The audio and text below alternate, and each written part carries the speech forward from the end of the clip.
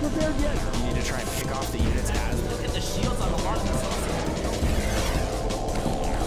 Oh my god, the drone's gonna take him!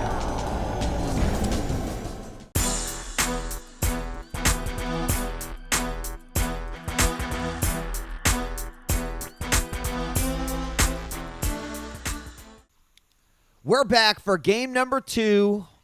Will it be the exciting conclusion to this series, or will we see CocoA come back in this matchup?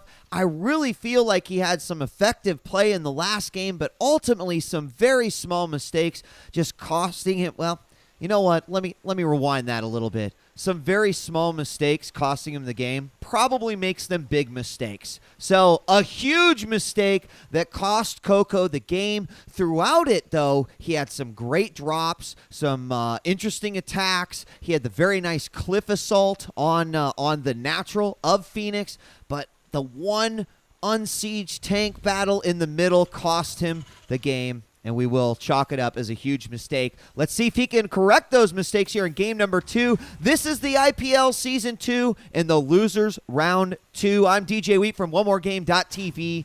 And Fenix is an amazing player to watch. I really enjoy his style of play. CocoA, having come from a very heavy Brood War background, that was very obvious in the way that he actually assaulted those cliffs while dropping at the third. He tried to equalize any damage that was dealt to him, really focused on interrupting the economy of his opponent.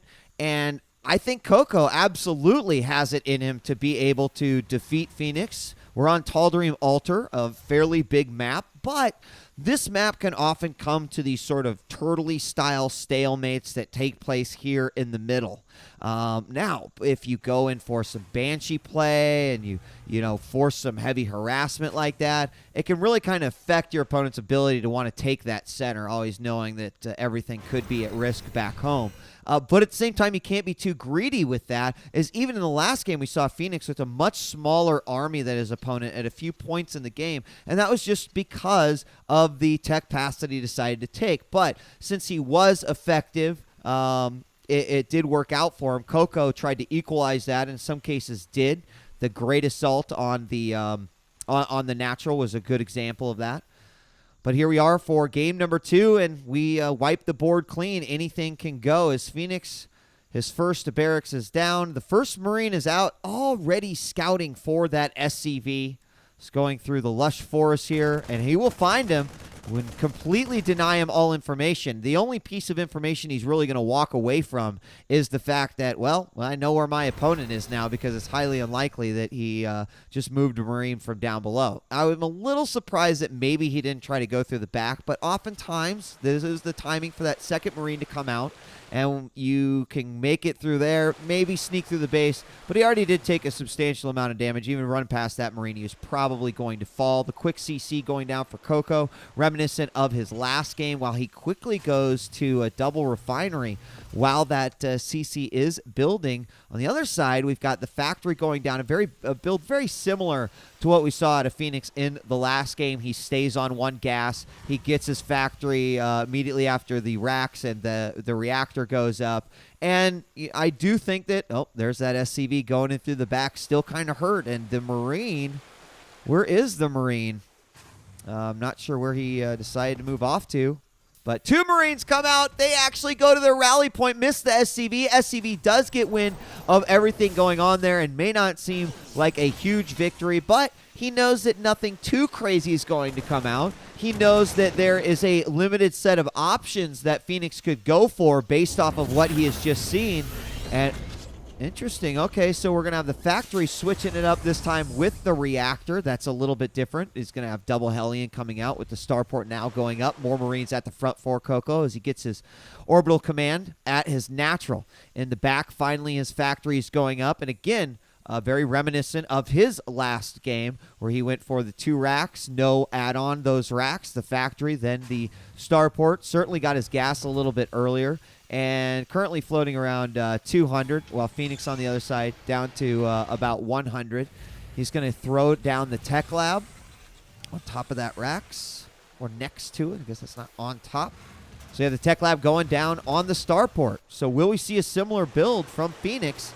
It's going to poke with some Marines and the Hellions, and with some good control, he could absolutely destroy this force, but the bunker is up. Not all of the Marines can fit into that one bunker, and a few Marines do go down, however, at the cost of a Hellion.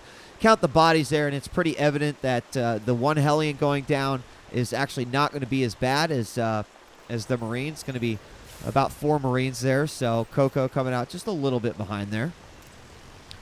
And the Hellions going to try to make their way back in, going right past 2 Marines into the main. They don't have Blue Flame yet. I don't know if they will, but they are going to do some serious damage here. Going in numbers will always help out, and in 2 blasts you can take out a single SCV.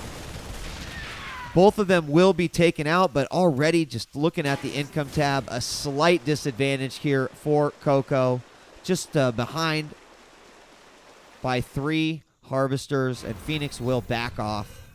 Let's do a base analysis here. The one Banshee is out, or here it is. Okay, one Banshee's out. The Blue Flame has begun. Siege mode is underway. Research is underway on CocoA's side. Marines making their way back home. Now, will he be ready for the Banshees? We're going cloakless Banshee. Marines and Hellions continue to populate the front of Fenix's base, and here's another alteration. It looks like he's going to throw down a second factory here and may decide to just go a lot more mech heavy. There's not second racks at all in Fenix's base. So there we have the Banshee moving out.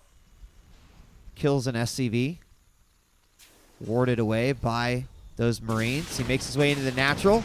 Sees a barracks building. Goes ahead and fires that down.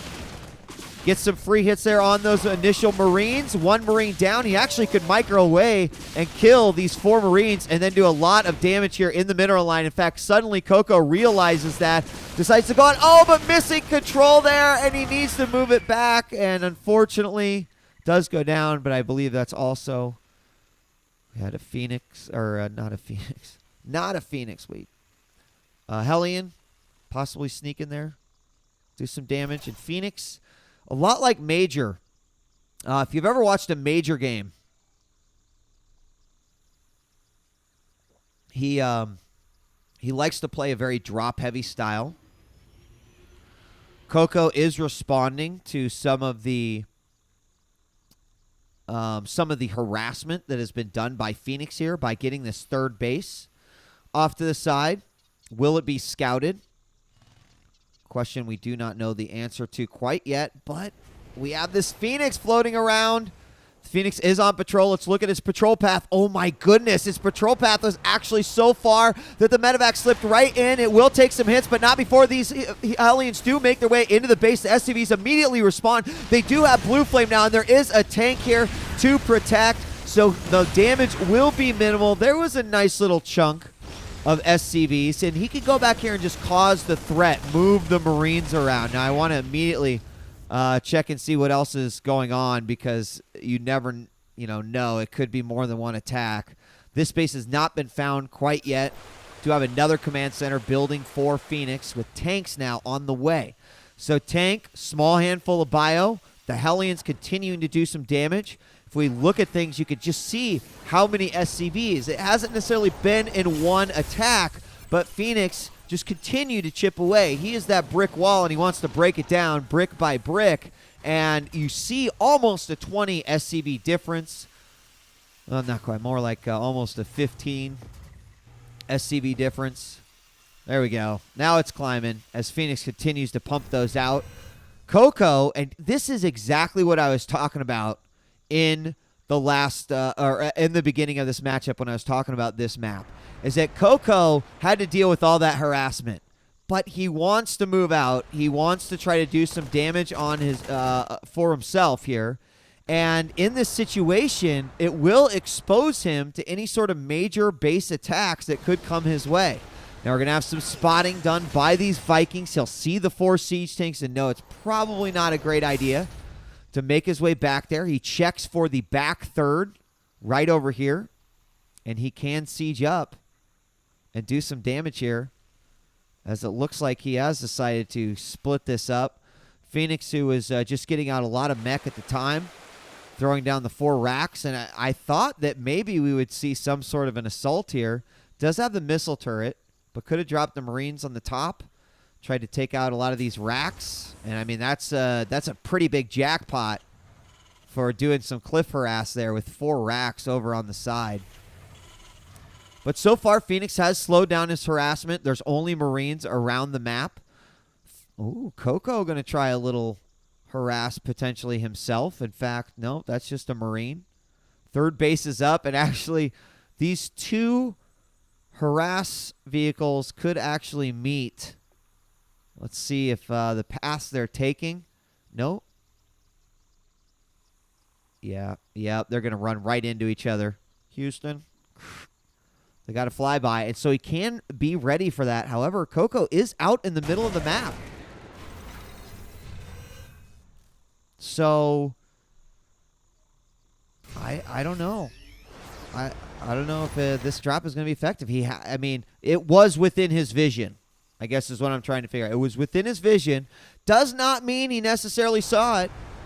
Vikings spot CocoA's army moving forward, not even going to attempt to siege up. CocoA will get there first. He takes a positional advantage, and I think the reason why is because Fenix is getting ready to throw this drop into the main of CocoA. Oh, no. A couple of tanks are going to go down. There's only a few Marines to protect here, and this will likely force an attack out of CocoA. Everything is going to be devastated. You see a huge amount of his army coming back in, and he's going to have to move very, very quickly. A few Marines do come forward. The tanks are going to siege up, but the Marines see it and will take them out, and all these Marines are going to have to come through a choke that he created in order to finish this off, and this is a lot of damage done. Meanwhile, Fenix moving this force over to another location. There was a pretty large force for CocoA there. Oh, Fenix. He could attack right through the front, cut off these reinforcements. He's got a lot more coming right now. This army is going to have to get mobile. Is he aware that it's there? More tanks moving over. This is going to be a crucial battle as the vision is given. And this army, oh my goodness, Fenix has just pushed himself into a marvelous position that is going to be very difficult for CocoA to actually stop. 2 tanks moving forward, see if they can kill the tips of these Marines. 1 shell does go down, but it is frankly not enough. A base is being thrown up here for Fenix. The tanks move closer, and they are cutting off the reinforcements. They're going to attack right into these back tanks, and he will take everything out with ease. Unsieged tanks doing the damage that they need to get done. We'll see the army attack now from the front, but it doesn't matter. The sheer unit size and count of Fenix right now is allowing him to basically bully his way through his opponent's army. Now it's just Marines back up. He'll siege 1 tank. Actually, that was a pretty good trade. However, you have to consider that this is what Fenix is throwing back after the harassment that's gone down. You can see just units trickling out for CocoA, and I can't help but think we might be seeing the final matchup here for CocoA in the IPL Season 2. It has to lift. It gets repaired. The CC, the orbital, is in dire straits, and the army count is looking pretty slim pickings for CocoA. He is going to decide to move out. He scans, and unfortunately with his tanks in the front, he loses the first one. The Marines move forward, but all the tanks on the underside do the damage. At this point, Fenix could just unsiege, probably move forward. No Vikings, so the medevacs will have to back off. Just the 1 Marine. Got a lot of reinforcements coming, so Fenix decides, okay, hold on, we got another drop in the main, and all these SCVs will fall. In come the Marines to try to save their brethren. But with the medevacs there, 2 versus 1, the GG comes out. It is too much. The third is under siege as well. And there you have it. Fenix does advance CocoA played really well, but unfortunately just a few positional issues caused him to fall, and honestly, putting up with Fenix's harass throughout the entire game is difficult within itself, but then also dealing with those other attacks. A very, very tough battle. Fenix does advance here in the IPL Season 2. We'll see him again in the Losers Round 3, but CocoA from Six Jacks, unfortunately, is eliminated from the tournament. We hope to see you back for whatever is in the future for the IPL. I'm DJ Wee for OneMoreGame.tv, and don't forget to find more great stuff from IPL at IGN.com/IPL. Head on over, get interviews. There's a lot more games being commentated. Check out the qualifiers and find out how a lot of these players actually made it into the IPL Season 2. All that and a lot more. We'll see you next time, guys. Peace.